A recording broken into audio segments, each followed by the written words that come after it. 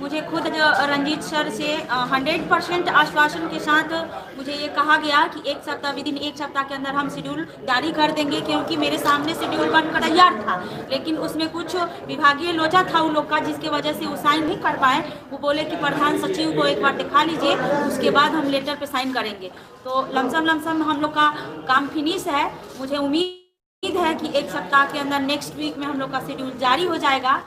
अगर दोस्तों, मैं आप लोग से एक अनुरोध करना चाहती हूँ कि अगर सरकार हम लोग का शेड्यूल एक सप्ताह के अंदर अगर जारी नहीं करता है तो हम लोग फिर रणनीति बना करके, और जब विधानसभा सत्र चलेगा उस टाइम फिर जोश जुनून जज्बे के साथ हम सड़क पर उतर जाएंगे। अगर इस बार हमको सरकार बरगलाने का काम की और शिक्षा विभाग अगर हमको जुमलेबाजी में फंसाने का काम की तो इस बार हम लोग शिक्षा विभाग को छोड़ेंगे नहीं और सरकार को भी नहीं बख्शेंगे, क्योंकि हम लोग बहुत दिन से आश्वासन झेले थे।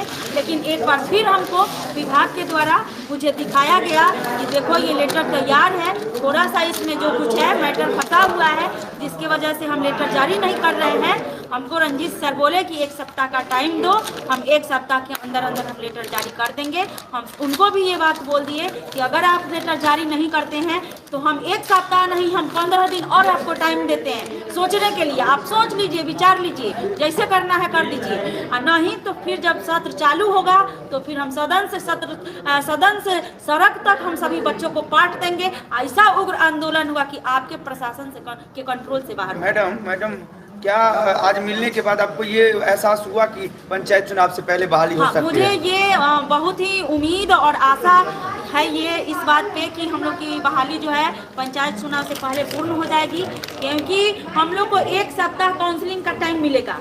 उसी काउंसलिंग के टाइम में हम लोग का डॉक्यूमेंट्स को जब्त कर लिया जाएगा और जब्त करने के बाद हम लोग को कैंप लगा करके नियोजन पत्र बांट दिया जाएगा। ये पूर्ण विश्वास के साथ डॉक्टर रंजीत कुमार प्राथमिक डायरेक्टर ने हमको बोले कि हम ये संकल्पित हैं कि पंचायत चुनाव से पहले हम तुम लोग को स्कूल में भेज दें। सबसे बड़ा सवाल यह है कि जो आज लोग हमारे अभ्यर्थी हम लोगों के साथ इतने दिन तक जुड़े रहे और आंदोलन रत रहे, उसके बाद भी हम लोग जो है आज आश्वासन पे लौटे हैं, तो कहीं ना कहीं अभ्यर्थियों के मन में ये सवाल है कि क्या ये आश्वासन हमारे लिए सफल होगा क्या?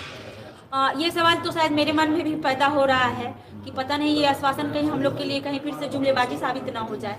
लेकिन दोस्तों, मैं ये कहना चाहूँगी कि विभाग है, कोई मेरा घर नहीं है, और तो हमको थोड़ा सा तो जब इतना दिन पेशेंस रखे हैं तो 15 दिन तो और पेशेंस रखना पड़ेगा, क्योंकि विभाग है, सरकार में न हम सरकार में हैं न हम विभाग में हैं, तो बस हम भरोसा ही कर सकते हैं। और ये मेरा लास्ट भरोसा है, बिल्कुल ये मेरा लास्ट पेशेंस की मेरी लास्ट परीक्षा है और ये मेरा लास्ट भरोसा है शिक्षा विभाग पर और सरकार पर। अगर सत्र चलने से पहले अगर तक सरकार फिर से जुमलेबाजी में हम लोग को फंसाती है तो आगे उस समय में हम लोग की क्या रणनीति रहेगी? उस समय में हम लोग की यही रणनीति रहेगी कि अगर सत्र चलने से पहले तक सरकार अगर कुछ नहीं सोचती है, नहीं शेड्यूल जारी हो जाता है, तो हम लोग फिर इस दुगुने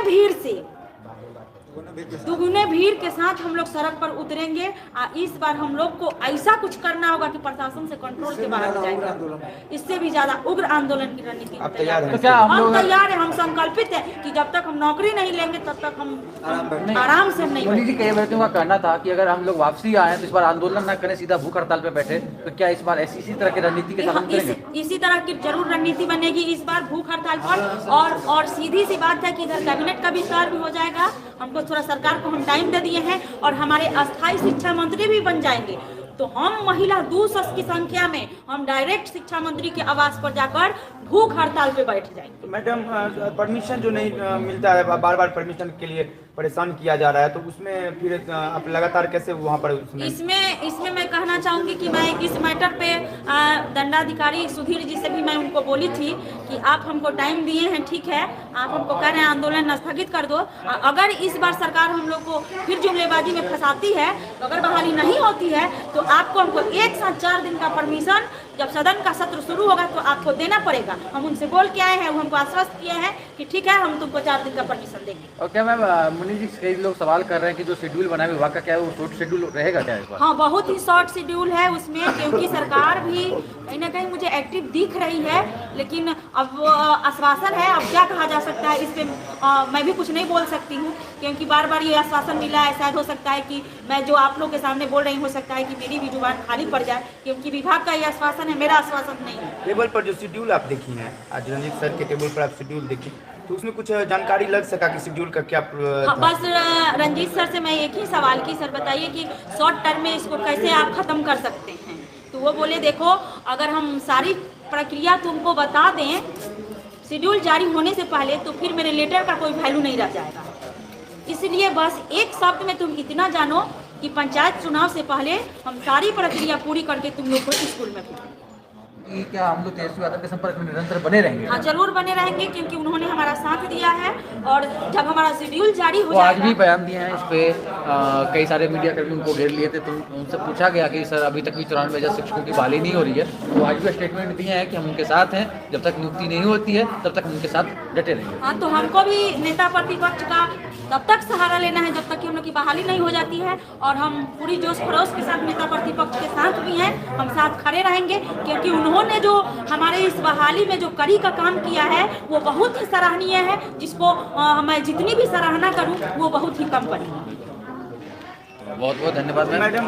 अभ्यर्थियों की जो जोश थी इस 18 तारीख को, तो आपको क्या लगता है कि दोबारा अगर आप आंदोलन करेंगी, अगर सरकार हम लोगों के साथ जुमलेबाजी करती है, तो दोबारा अगर आंदोलन करेंगी तो क्या लगता है फिर से बच्चे उस जोश के साथ आ पाएंगे आपके साथ? मुझे दुगनी उम्मीद के साथ मैं कह रही हूँ, मुझे उतना उम्मीद है कि अगर सरकार इस बार हम लोग के साथ जुमलेबाजी करती है, अगर हम लोग को ठगती है, तो मुझे बहुत ही आशा उम्मीद है हमारे पूरे बिहार के अभ्यर्थियों से कि इस दुगने जोश और जुनून के साथ और दुगने भीड़ के साथ हमारे अभ्यर्थी हमारा साथ देंगे और आंदोलन में सक्रिय रूप से भाग लेंगे, और लाखों की संख्या में। बिल्कुल। और केस पे भी कई अभ्यर्थी आपको बोल रहे हैं कि ध्यान दीजिएगा मोदी जी, क्योंकि केस में बहुत सारे हुए हैं। तो बिल्कुल तो सभी अभ्यर्थियों से मेरा ये कहना है कि अब हम लोग इधर से फ्री हो चुके हैं, अब हम लोग का ध्यान जो है हमेशा कोर्ट पे है, कोर्ट पे हम लोग नजर बनाए हुए हैं, ताकि कोर्ट की तरफ से कोई इस तरह का इशू नहीं पैदा हो जो हमारे बहाली को